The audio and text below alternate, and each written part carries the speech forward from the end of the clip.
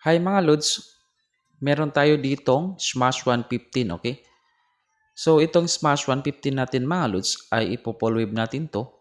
Pero bago tayo magsimula mga Lods, ay huwag kalimutan mag-subscribe sa ating channel at pakihit na rin ang notification bell para lagi kayong updated sa mga bagong video na ating may upload. Okay mga Lods?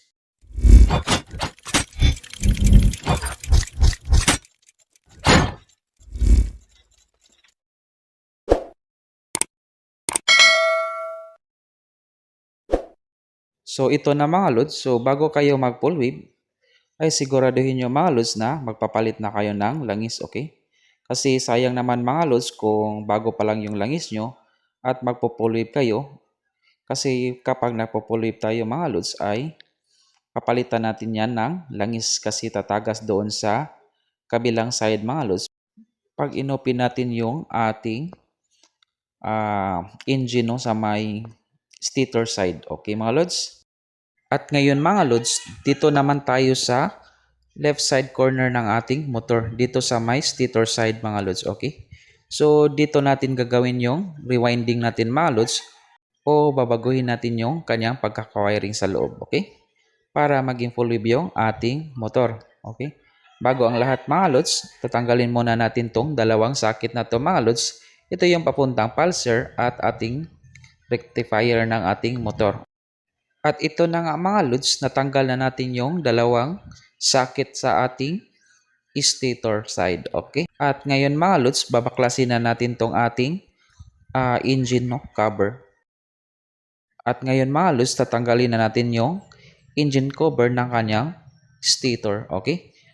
Gagamit tayo ng 8mm mga lods na T-wrench sa pagtanggal nito mga lods. Okay?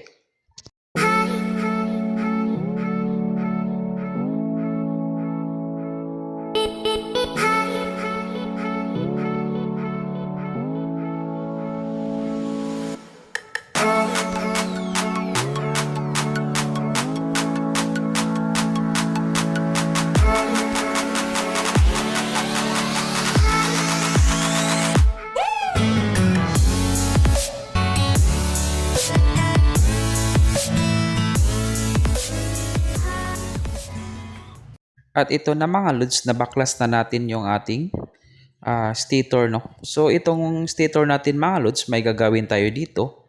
May ikakata yung wire dito mga lods at ikakabit natin papunta doon sa ating ground. Okay?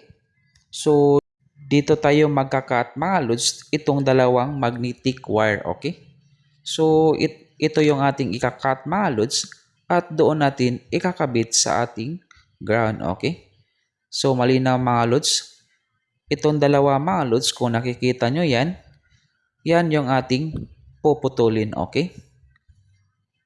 Ayan. So dapat mga lods, kapag naputol na natin yung dalawang yan, ay dapat ay pareha sila na nakakabit sa isa't isa. No? So dapat hindi sila magkakahiwalay mga lods kapag pinutol na natin mga lods. Okay? So gagamit lang tayo ng cutter mga lods sa pagputol ng ating magnetic wire ng mga lods. Okay?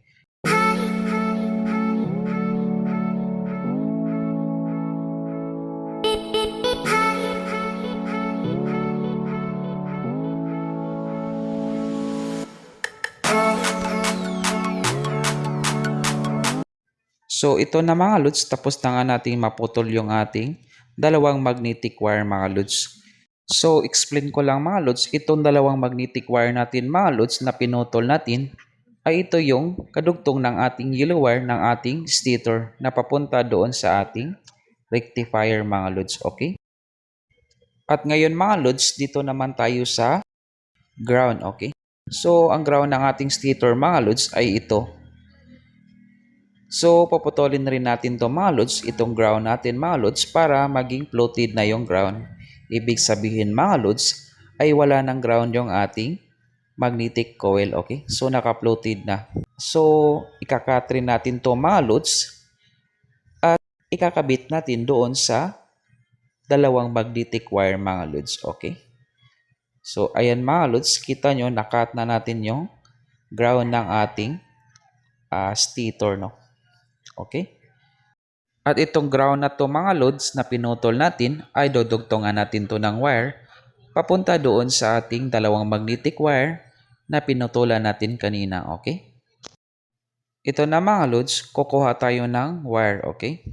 Itong wire na to mga lods ay kakabit natin doon sa ating ground ng ating pinutol kanina, okay? So, hihinangan natin to mga lods dito sa ating ground, okay? Yung pinutol natin na magnetic coil, okay? So, dito mga lods, ayan. Kung makikita nyo mga lods, may hinang na yan, okay? So, bago kayo maghinang mga lods, ay kikiskisin mo na yung ating coil na wire, okay? Kasi hindi nyo mahihinang yan mga lods yung ating magnetic coil kapag hindi nyo kiniskis yan mga lods, okay? So, dapat kiskisin mo yan bago kayo maghinang para kumapit yung hinang nyo mga lods, okay? At ito na mga lods, lalagyan rin natin ng syncrable tube mga lods, yung ating ground na ating hininang, okay?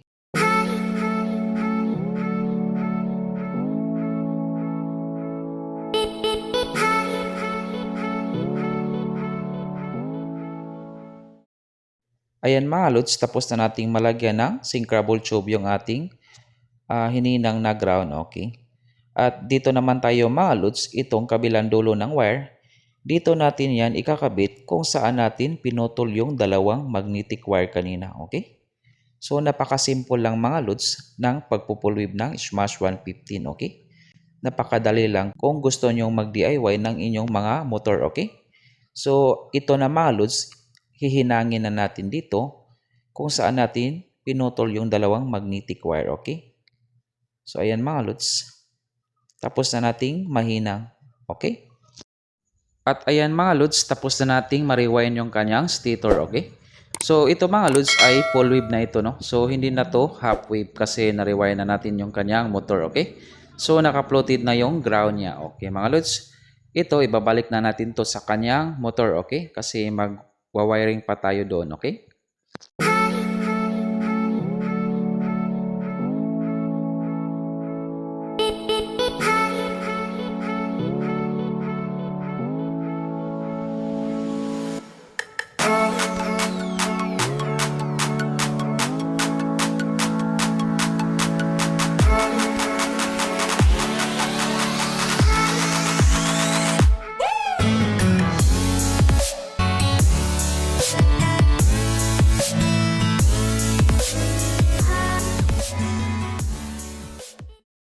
Ayan mga lods, tapos na nating maibalik, no?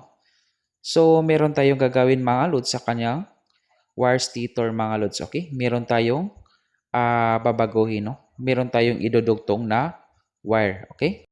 So, ito na mga lods, meron tayong dalawang sakit ng ating stator, okay?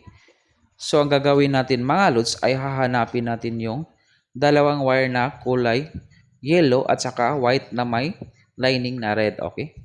So, bubunutin natin to mga lods sa kanyang pagkakasakit kasi dudugtungan natin to ng wire at ikakabit natin to papunta doon sa ating full wave na regulator. Okay mga lods?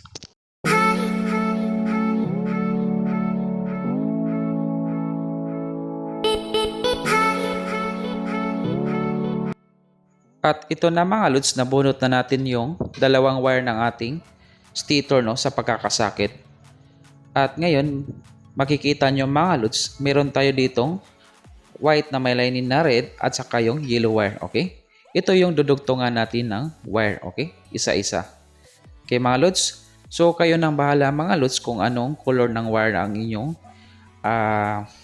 idudugtong dito sa dalawang wire na to, okay, mga lods. At ito na mga lods, dudugtungan na natin to ng wire isa-isa, okay?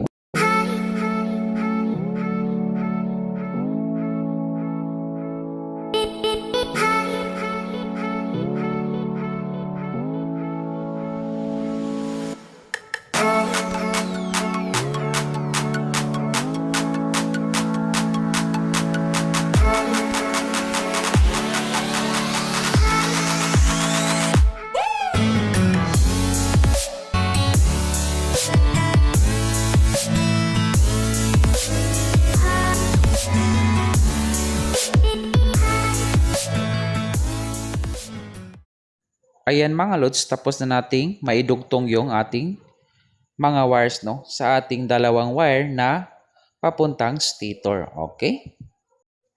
At itong dalawang wire na to mga lods ay ipapagapang natin to papunta doon sa ating full wave rectifier. Okay? Itong mga sakit na to mga lods ay ibabalik natin to. Okay? So kung naalala nyo pa mga lods, so may dalawang sakit tayo sa ating stator. So yung isa mga lods ay ibabalik na natin. No? At ito namang isa mga lods, yung kadugtong ng ating pinutol, yung ating binonot ay ititape na lang natin to mga lods kasi hindi na natin to gagamitin. Okay mga lods? Ayan mga lods, tapos na nating may tape yung kadugtong ng ating pinutol kanina mga lods na sakit. Okay? At ngayon mga lods, dito naman tayo magpupokus sa dalawang wire na to mga lods. Itong dalawang wire na to mga lods, ito yung galing sa ating stator wire. Okay? So ito yung dinugtungan natin kanina. At ngayon mga lods, itong dalawang wire na to, ipapagapang natin dito sa front side mga lods. No? Kasi dito nakapisto yung ating rectifier. No? So ito mga lods, yung kanyang stock na regulator or stock charger. So ngayon mga lods, full wave na yung ating stator, na-rewire na natin. So dapat full wave rin yung ating ipapalit sa ating charger. Okay? Sa ating rectifier, dapat full wave rin. Okay mga lods, para compatible sila. Ito na mga lods, papagapangin na natin yung dalawang wire papunta dito sa ating front side, no? Kung saan nakapisto yung ating rectifier, no? Or yung ating charger, okay? Itong stock charger niya mga lods ay papalitan na natin to ng full wave charger o yung bagong rectifier natin mga lods, okay?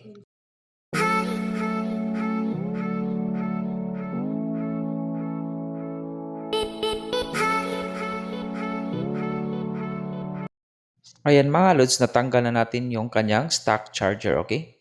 At tinanggal na rin natin to sa kanyang socket. Itong ating stock charger mga lods, itatabi na lang natin to mga lods kasi magagamit pa to mga lods, okay? So papalitan na natin to ng full wave charger. At ngayon mga lods, itong ating socket ng ating stock charger ay puputulin na natin to mga lods kasi hindi to kasya sa ating bagong full wave charger, okay? So itatabi na lang natin to mga lods. At ngayon mga lods, ito na yung wire na ating iwa-wiring doon sa ating full wave charger, okay? Ito na yung full wave charger natin mga lods. So itong Liwa na brand yung ating gagamitin, okay?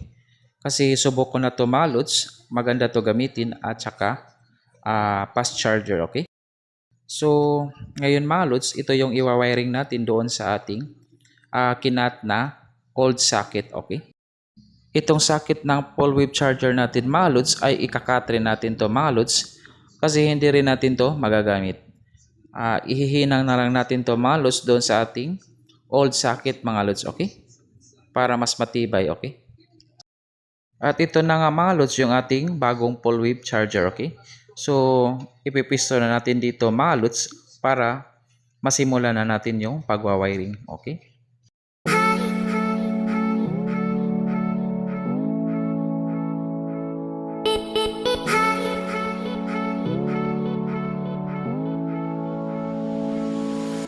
At ito na nga mga lods, nasa last part na tayo ng ating pagwawiring, okay?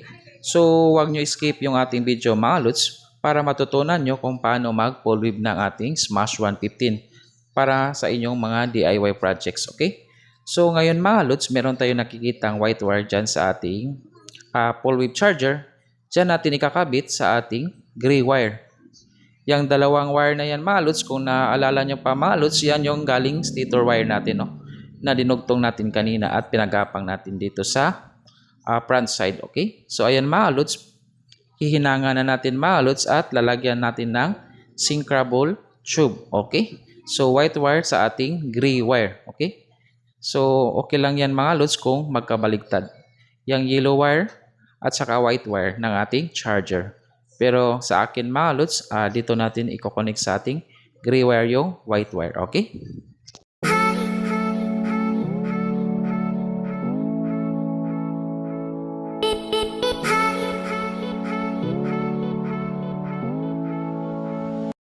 Ayan mga lods, tapos na nating may kabit yung white wire sa ating charger papunta sa gray wire ng ating stator, no? Yung pinulib natin. At ngayon mga lods, dito naman tayo sa yellow wire ng ating charger at ikakabit naman natin dito sa ating purple wire, okay? So ayan mga lods, hihinangan natin at ganun din ang proseso, lalagyan rin natin ng syncrable tube, okay? Para mas maganda at matibay yung ating wire, no?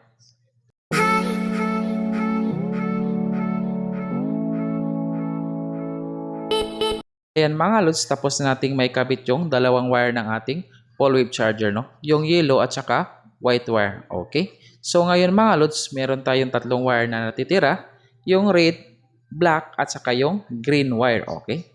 Yung red wire ng ating full wave charger mga lods ay ito yung positive ng ating liwa charger, okay? At ngayon mga lods, ikakabit natin to sa positive rin ng ating motor mga lods.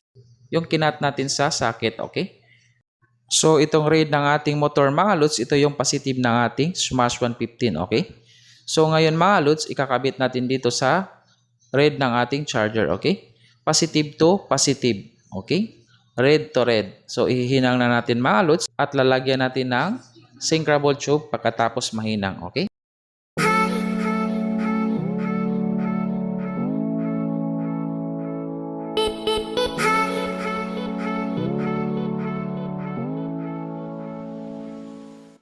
Ayan mga lods, tapos na nating may kabit yung red wire ng ating charger sa red wire ng ating motor, okay? So red to red tayo mga lods.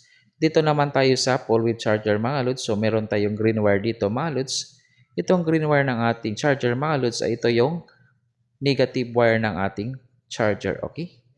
Itong green wire natin mga lods ay kakabit natin doon sa ating motor mga lods na kulay black, okay? So itong ating kulay black na may lining na white mga lods sa ating motor sa Smash 150 natin ay ito yung negative ng ating motor, okay? So negative to negative mga lods, okay? Negative ng ating charger at negative ng ating motor mga lods. Green to black na may lining na white, okay?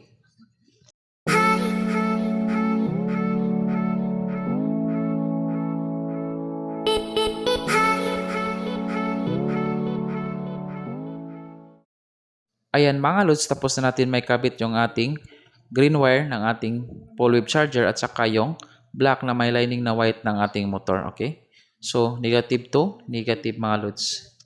At ngayon mga lods, meron tayong isang wire na natitira sa ating full wave charger mga lods, okay? So itong black wire natin, okay? So meron tayong gagawin dito mga lods sa ating black wire charger, okay?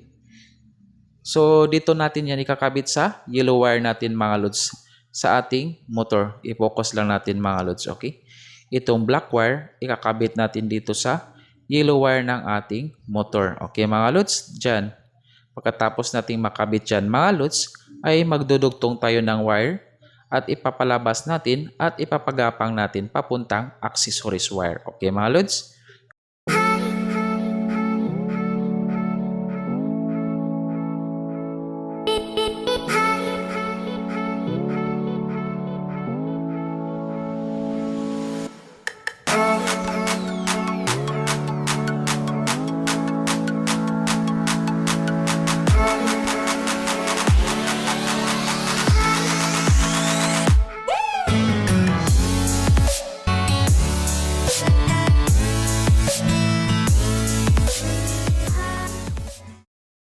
Ayan mga lods, kung nakikita nyo, meron tayong blue wire na dinugtong dito sa ating yellow wire at saka sa ating black wire, okay? Itong dinugtong natin mga lods ay kakabit natin yan papunta doon sa ating accessories wire ng ating motor. Okay mga lods? So lalagyan muna natin to ng syncrable tube mga lods para matibay, okay? Para hindi magka-grounded, okay? So pagkatapos natin itong malagyan ng syncrable tube mga lods, ay itong blower na ating dinugtong ay ipapagapang natin to or ikakabit natin doon sa ating accessories wire ng ating motor mga lods, okay? Ito na mga lods, tapos na nating mahinang yung ating yellow wire at saka black wire ng ating charger na dinugtungan natin ng blue wire, okay? So itong dinugtong natin na blue wire mga lods, ito yung ating ikakabit sa accessories wire ng ating motor. Okay? So ano bang accessories wire ng ating motor mga lods sa ating Smash? So ang kulay ng ating Smash 150 na accessories wire mga lods ay itong orange wire mga lods. So dito natin yan ikakabit yung ating dinugtong na blue wire. Okay mga lods? So bakit nga ba natin ikakabit dyan sa accessories wire mga lods yung ating dinugtong? Okay? So yung ating dinugtong mga lods dapat nakakonek yan sa accessories wire. Bakit? Para yung yellow wire ng ating motor mga lods ay mapasokan yan ng positive line, okay? Para magiging battery operated yung ating motor, okay? Or yung ating mga ilaw, okay? At itong black wire ng ating charger mga lods, dapat rin mapasokan yan ng accessories wire line or positive line para makontrol niya yung voltahe ng ating motor, okay? Kasi yung black wire mga loads ng ating pole wave charger, yan yung nagko-control ng voltahe ng ating motor, okay? Para hindi tayo maputokan ng mga ilaw, okay mga loads? Ayan mga loads, tapos na nating may kabit sa accessories wire yung ating tinugtong na wire, okay? Yung blue wire natin, okay? So, ngayon mga loads, hihinangan natin yan at pagkatapos ititape natin at ayan na, tapos na tayo sa ating full wave. Okay mga lods? Meron pa pala tayong natitirang wire dito mga lods, yung white wire galing doon sa ating old socket ng ating old charger. Okay? So, ititape na lang natin to mga lods kasi hindi na natin to gagamitin. Okay?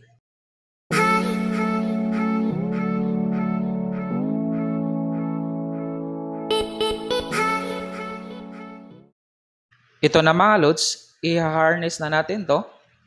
Tapos na tayo sa ating full weave.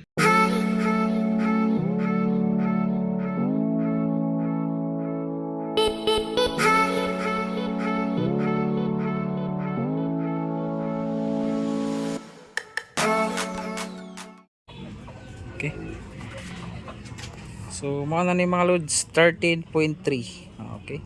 So, susubukan natin ngayon, paano rin yung ating motor. Okay. Start. Start nga. Okay. So, ayan. Revolution. So, ayan mga loads, 14.6, 14.7. Kapag naka-rev. Okay. So, ayan mga loads, tapos na yung full wave natin. Okay. So, ayan, 14.8.